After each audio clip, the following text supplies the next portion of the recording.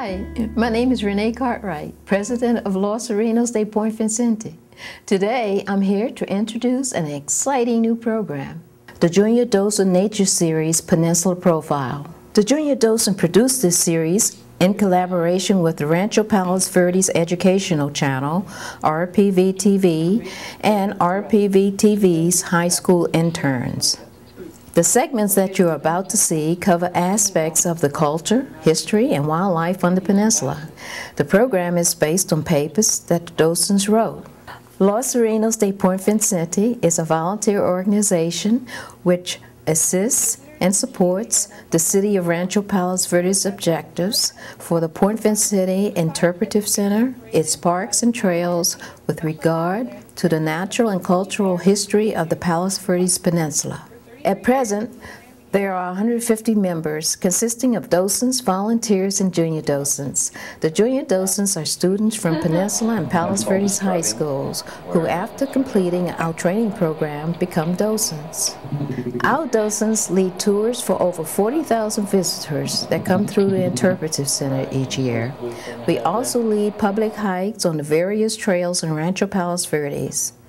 In addition to the Junior Docent program, Los Arenos co-sponsors many other events, including the annual Whale of a Day, a California Coastal Cleanup Day at Abalone Cove, an educational program for Title I elementary school children, and a 6th grade geology program for Peninsula students. For more information on Los Arenos, go to www.losarenos.org or look for us on Facebook.com. Now, here are the junior docents. Enjoy the program.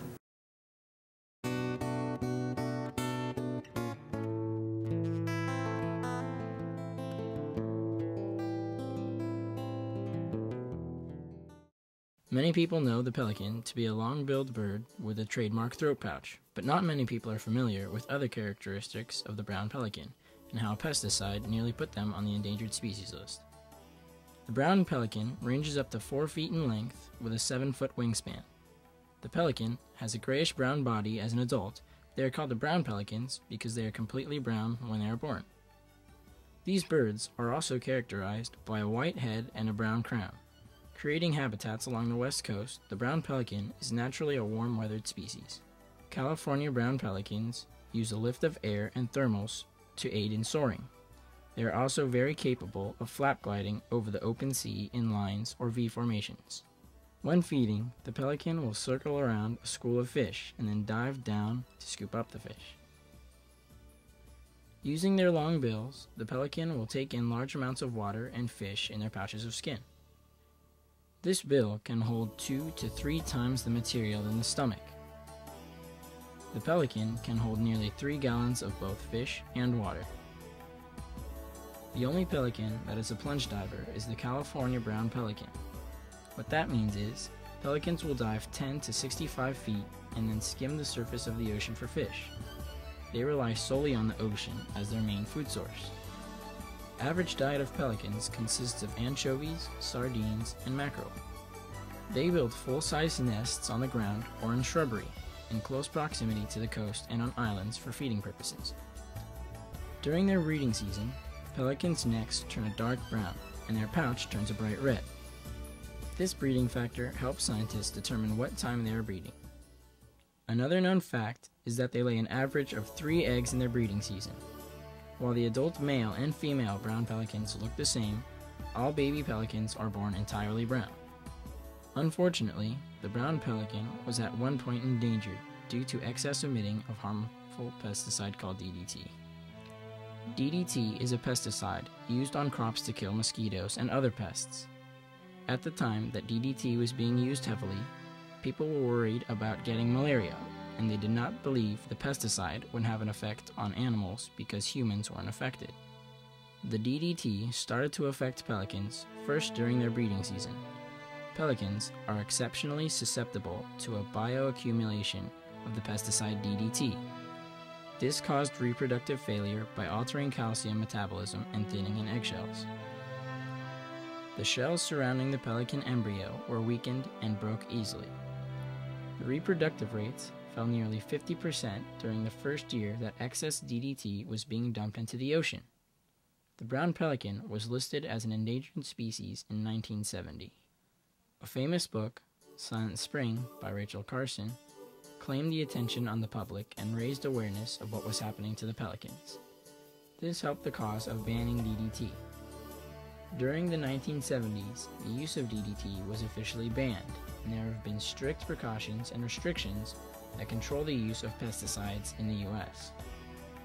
Almost immediately, pelican reproduction rates rocketed, and they were taken off the endangered species list. A decade after DDT was banned, the pelicans are nearly at their usual rate of reproduction. Scientists do believe that the pelicans will thrive once more.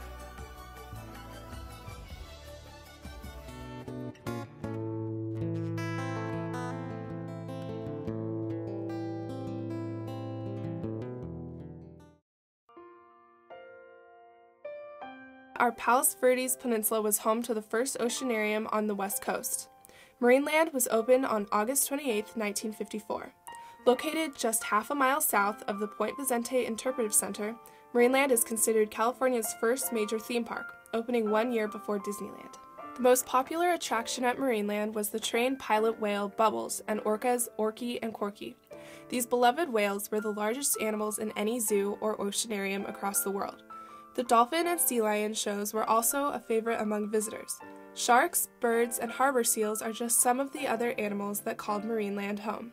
People were also able to dress up in wetsuits and swim with fish and sharks in the Baja Reef. Through these activities and viewing windows, visitors could see the animals like never before. It was as if the tourists had been dropped in the wild. Besides education, Marineland provided family entertainment. Much like Disneyland, characters such as Yogi Bear and Scooby-Doo walked the park. For 33 years, Marineland became an integral part of our Palos Verdes Peninsula. However, Marineland simply could not attract enough business. In 1978, Marineland attempted to renovate the park with new attractions and a fresh new look. The new owners replaced old asphalt with grass, trees, flower beds, and red brick walkways. A marine animal care center was also built on the premises to treat stranded animals. Visitors also enjoyed the Sky Tower, a newly built 400-foot-tall rotating elevator car with a panoramic view from Ventura to Orange County. However, even after being remodeled, Marineland could not be saved. Today, the closing of Marineland is mainly accounted for its inconvenient location because although the local residents of Palos Verdes love this attraction, it was not located in a hot spot for tourists or visitors, and therefore did not attract enough business. Marineland finally closed in 1987. All of the park's resident marine life was transported to SeaWorld in San Diego. The famed Marineland killer whales Orky and Corky were also moved, upon which Corky was given the new, now famous, name Shamu. Even after Marineland closed, many of the buildings remained where they were for the next 20 years. In 2007, development was initiated for a $450 million resort by owner Lowe Enterprises. In 2009, Terranea, a luxury resort, opened.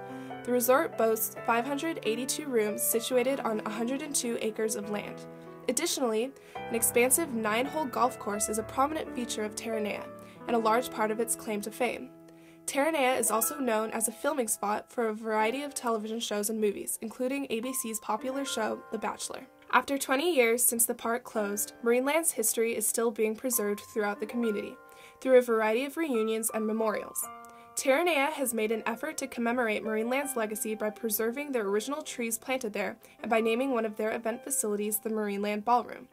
Visitors wishing to remember Marineland can go to Point Vicente Interpretive Center and enjoy the Marineland display, including the statue of a dolphin that used to be the display at the park. The Point Vicente Interpretive Center, located a half-mile north from the former Marineland site, opened a large exhibit in July 2007 entitled Marineland Remembered. The exhibit features an extensive collection of Marineland artifacts, memorabilia, and souvenirs, as well as recordings and a movie. Even though Marineland may be gone, it will always be remembered in the hearts and spirits of Palos Verdes residents.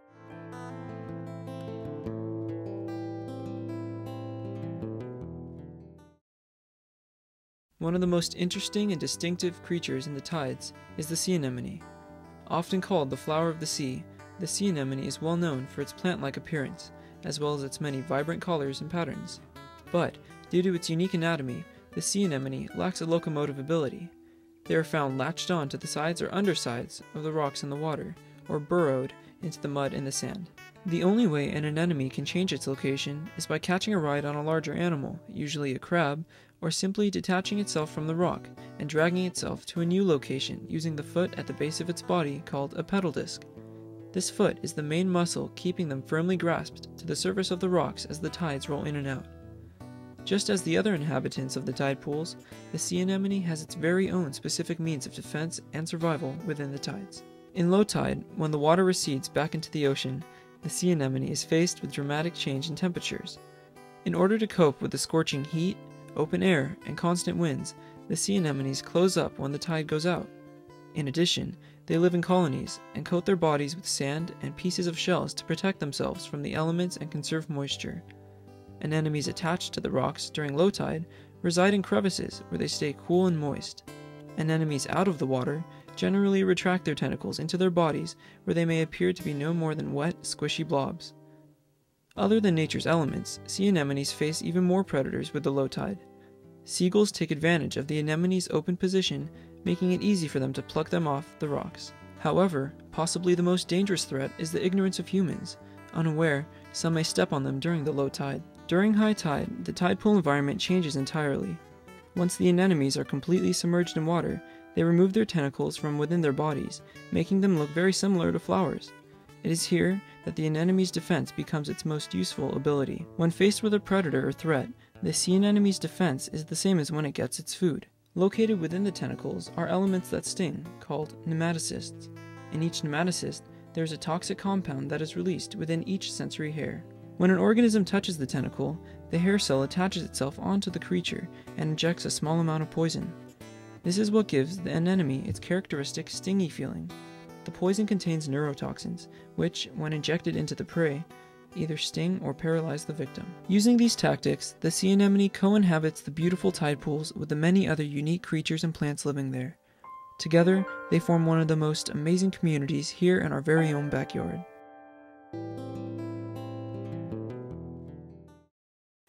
A tide pool is a pool of water remaining after the tide has retreated.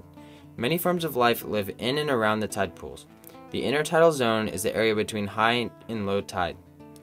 The water is rich with nutrients such as plankton, dead organisms, and algae, which are replenished by each incoming tide and used as food by many of the inhabitants. The high intertidal zone is exposed and covered twice a day by high and low tides. The low intertidal zone is exposed only once per day by the low tide, and the subtidal zone remains submerged in water. Different animals and plants live in each zone. However, in some places, the zones overlap. Tide pool residents have a very challenging and difficult existence. They live in an area that is constantly changing.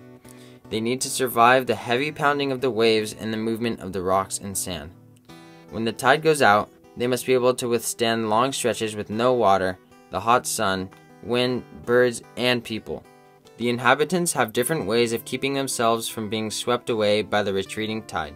Barnacles glue themselves to the rocks head first and wave their feet in the water to capture food. Shells such as limpets make depressions in the rocks that give them protection. After grazing on algae when the tide is high, they return to the same rock and clamp on tight to brace themselves for low tide. The sea urchins also make depressions in rocks that they return to and clamp themselves onto for protection. Some shells secrete mucus, a glue-like substance, in order to conserve moisture and hold themselves onto rocks.